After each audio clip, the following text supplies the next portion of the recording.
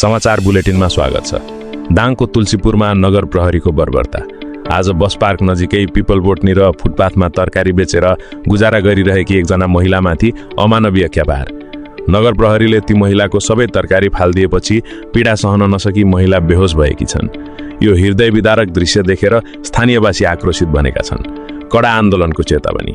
प्रशासन लाचार, नागरिक प्रताडित। के यही हो गणतन्त्रको उपहास? हामी नगर प्रहरीलाई प्रश्न गर्न चाहन्छौँ, के गरिबमाथि धरपकड गर्नु तपाईँको कर्तव्य हो? स्थानीय सरकार सञ्चालन ऐनले तोकेको काम, कर्तव्य र अधिकारको धज्जी उडाउने अधिकार तपाईँलाई कसले दियो?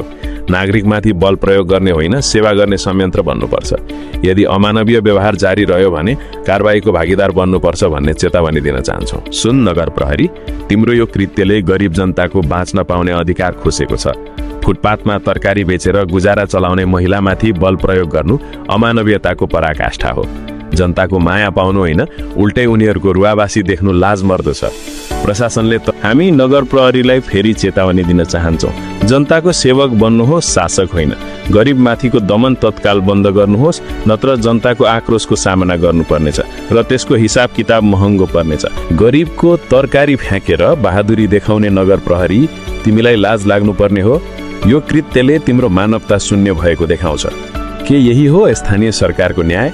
एउटा निमुखा महिलाको जीविकोपार्जनमा लात हान्नेलाई कडा कारबाही नगरिए जनताले फेरि अर्को आन्दोलन गर्नेछन्। प्रशासनले तत्काल माफी माग्नुपर्छ र ती महिलालाई क्षतिपूर्ति दिनुपर्छ।